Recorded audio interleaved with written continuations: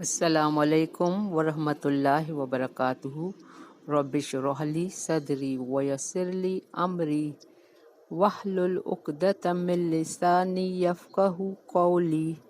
رب زدنی علما، اللہم فقہنا فی الدین، اللہم توفیقی الا باللہ، اللہم انی اسألک علما نافعا ورزقا طیبا وعملا متقبلا۔ آمین الہی آمین۔ اللہم صلی علی محمد وعلی آل محمد کما صلیت علی ابراہیم وعلی آل ابراہیم انک حمید مجید۔ اللہم بارک علی محمد وعلی آل محمد کما بارکت علی ابراہیم وعلی آل ابراہیم انک حمید مجید۔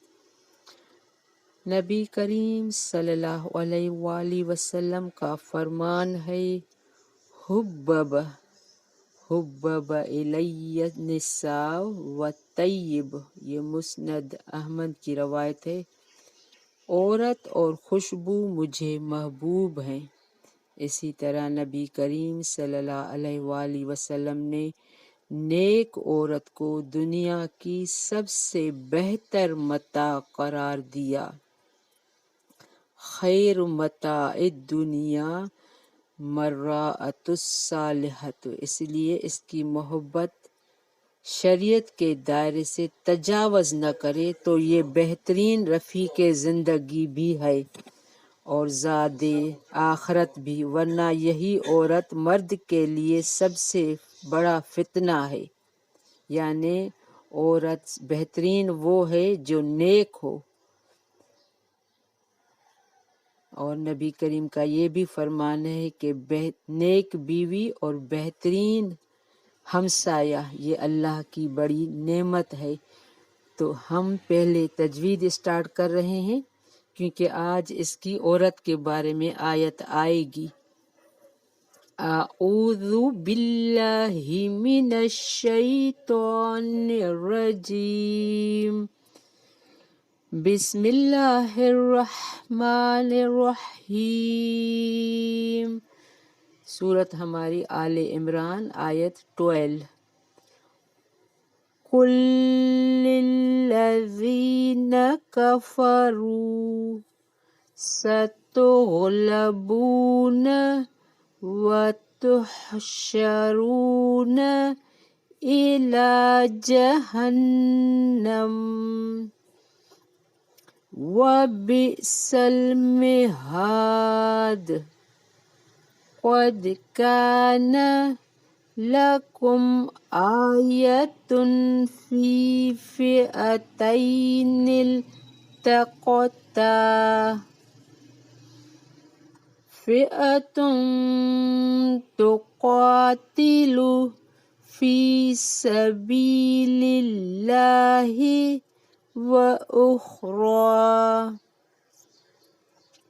وأخرى كافرة يرونهم مثليهم رأي العين،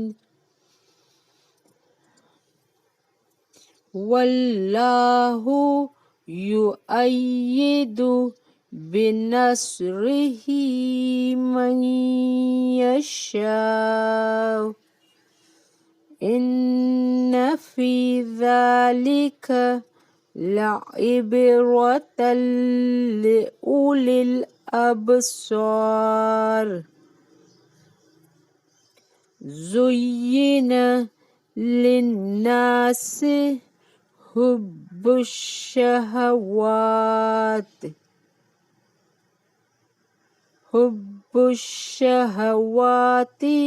من النساء والبنين والقناطير المقنطرة من الذهب والفضة والخيل المسومة والأنعام والحرث ذلك متاع الحياة الدنيا والله عنده حسن المآب قل أنبئكم بخير من ذلكم للذين اتقوا عند ربهم جنات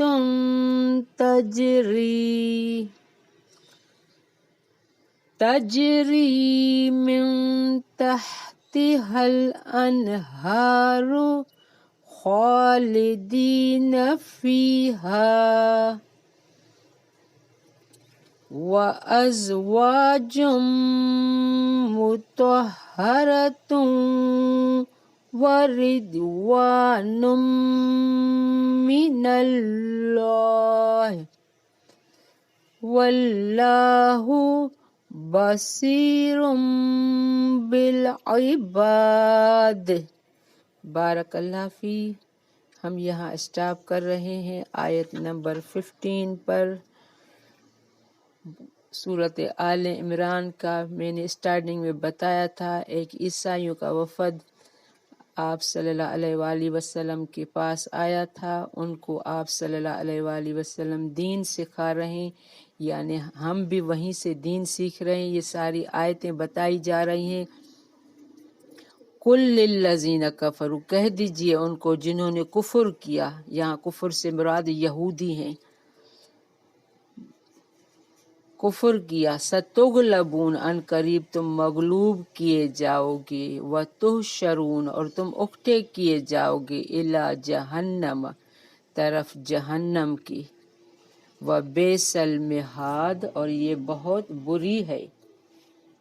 یہ پیشن گوئی جلدی پوری ہو گئی، چنانچہ بنو کینکا اور بنو نذیر جلا وطن کیے گئے، بنو قریظہ قتل کیے گئے، پھر خیبر فتح ہو گیا اور تمام یہودیوں پر جزیہ عائد کر دیا گیا۔ یہ جو آیت ہے یہ یہودیوں کے بارے میں آپ صلی اللہ علیہ وآلہ وسلم نے پیشن گوئی کی، جو فوراً جلدی پوری ہو گئی۔ قد کان لکم آیتن، تحقیق ہے تمہارے لیے ایک نشانی، فی فئتین، دو گروہوں میں، فئتین التقطا، جو آمنے سامنے ہوئے، فئتن تقاتل فی سبیل اللہ۔ یہ کون سے گروہ تھے؟ یہ جنگ بدر کی یہاں بات ہو رہی ہے۔ یہ دو گروہ آمنے سامنے ہوئے تھے تو لڑ رہے تھے۔ ایک گروہ اللہ کے، فئتن تقاتل فی سبیل اللہ، ایک گروہ لڑ رہا تھا اللہ کے راستے میں، فی سبیل اللہ، وَأُخْرَى کافرٌ یرونہم، اور دوسرا کافر تھا۔ دو گروہ آمنے سامنے ہوئے تو یہاں اللہ نے واضح کر دیا کہ ایک اللہ کی راہ میں لڑ رہا تھا، دوسرا کافروں کا گروہ تھا۔ یرونہم، وہ دیکھ رہے تھے انہیں، دگنا، مثلیہم رائے العین، دیکھنا آنکھ کا، یعنی کافروں کو مسلمانوں کا گروہ دگنا کر کے دکھایا گیا تھا تاکہ ان کو دہشت ہو دیکھ کے۔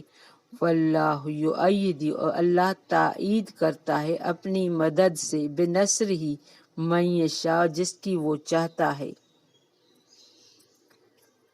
ان فی ذلک لعبرۃ لأولی الابصار، بے شک اس میں البتہ عبرت ہے اہل بصیرت کے لیے، یعنی ہر فریق دوسرے فریق کو اپنے سے دگنا دیکھتا تھا۔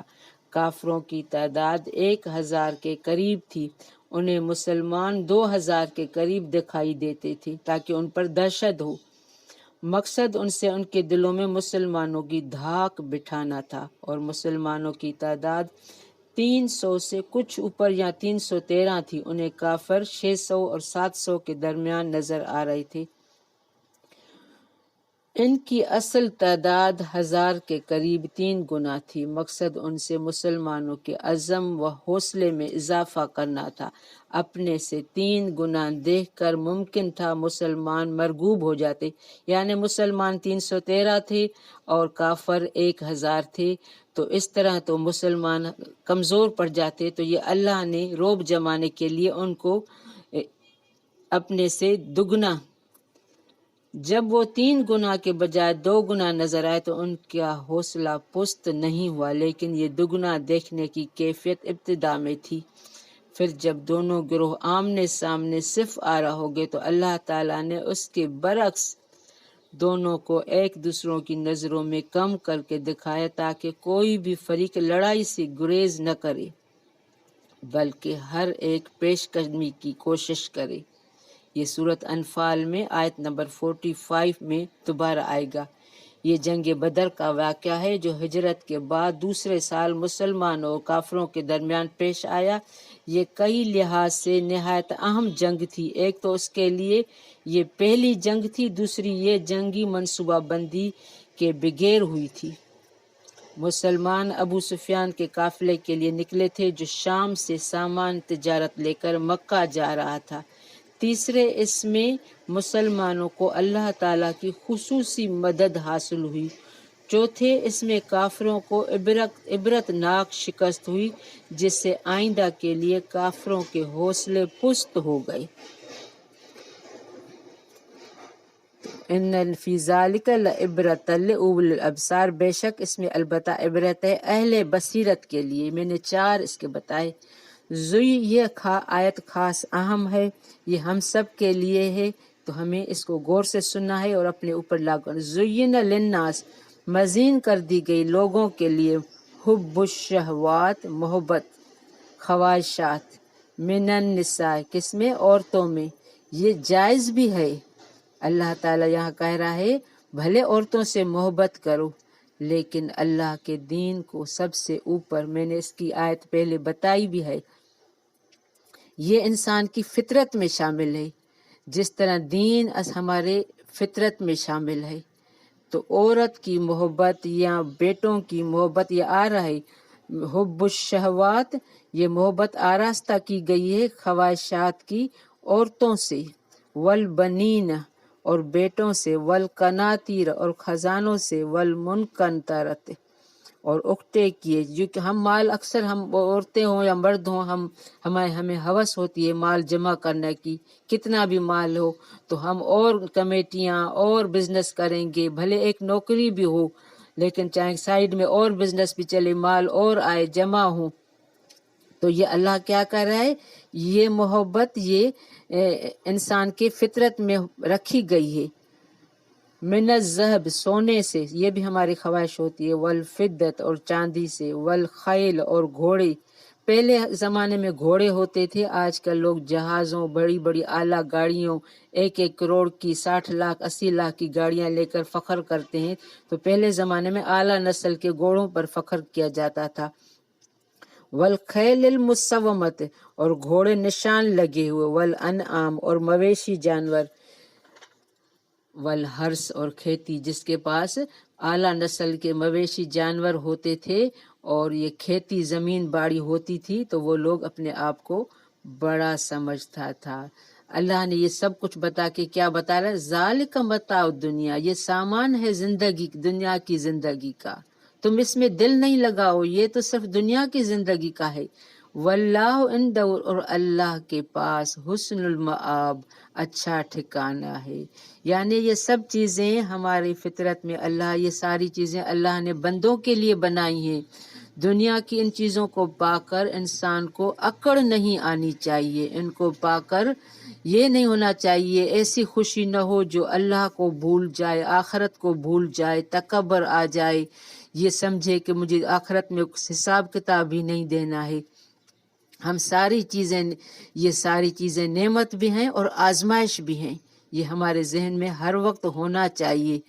اگر یہ چیزیں ہمارے پاس ہوگی تو تکبر نہیں ہونا چاہیے، اس کو آزمائش بھی سمجھنا چاہیے۔ قل او نبئکم، اب اللہ بتا رہے ہیں کیا میں تمہیں ان ساری چیزوں سے بہتر نہ بتاؤں؟ کل اور نبکم، کیا کہہ دیجئے، نبی سے کلوایا جا رہا ہے، اور نبکم، کیا میں خبر دوں تمہیں، بخیر من ذالکم، بہتر کی اس سے، للذین اتقوا، اس کے لیے جنہوں نے تقوی کیا، یعنی یہ چیزیں دنیا میں ہیں، تمہاری کام کے لیے ساری نعمتیں ہیں، لیکن اس سے بہتر تقوی ہے۔ یہ تمہارے استعمال میں اتنی استعمال کرو جتنی ضرورت ہے، عیاشی کے لیے نہیں، دوسروں کو تکبر اور دھونس جمانے کے لیے نہیں، ضرورت کے لیے بھلے استعمال کرو۔ یہ ساری چیزیں نعمتیں ہیں، استعمال کرو، نعمتیں جائز ہیں۔ للذین اتقوا، ان کے لیے جنہوں نے تقوی کیا، یعنی اللہ سے ڈر کے زندگی گزاری، عند ربہم، ان کے رب کے پاس، جنات، باغات ہیں، تجری، بہتی ہیں، من تحتہا الانہار، ان کے نیچے سے نہریں، خالدین فیہا، ہمیشہ رہنے والے ہیں ان میں، ازواج مطہرۃ، اور بیویاں پاکیزہ۔ اللہ نے وہاں بھی بیویوں کا ذکر کیا ہے، کیا من النساء، یعنی عورت میں شہوات محبت رکھی گئی ہے، لیکن اللہ کے پاس جو عورتیں ہیں وہ بیویاں، ازواج مطہرۃ، بیویاں پاکیزہ، یعنی ظاہری باطنی پاکیزگی، جو حیض و نفاس سے پاک ہوں۔ وہاں اللہ نے ہمارے لیے، مردوں کے لیے ایسی بیویاں رکھی ہیں، اور دنیا میں بھی اگر یہی بیوی اگر نیک پاکیزہ ہے، وفاشار ہے، تو وہ جنت سے کم نہیں ہے۔ ازواج مطہرۃ ورضوان من اللہ، بیویاں پاکیزہ اور رضامندی اللہ کی طرف سے، یعنی یہ اللہ کی طرف سے انعام ہے۔ اگر ہم ان کو صرف جائز ضرورت کے مطابق استعمال کریں گے تو اللہ کے پاس اس سے زیادہ نعمتیں ہیں۔ واللہ بصیر بالعباد، اور اللہ دیکھنے والا ہے جو ہم کر رہے ہیں بندوں کو۔ تو ہمیں اللہ نے یہاں ایک قانون بتا کے دیا کہ ہمیں اس آیت میں اہل ایمان کو بتلایا جا رہا ہے کہ دنیا کی چیزوں کو مت کھو جانا، بلکہ ان سے بہتر تو زندگی اور کی نعمت سب اللہ کے پاس ہیں، تو تم تقوی اختیار کرو، اللہ تمہارے لیے جنت کرے گا۔ بارک اللہ فی۔ السلام علیکم ورحمۃ اللہ وبرکاتہ۔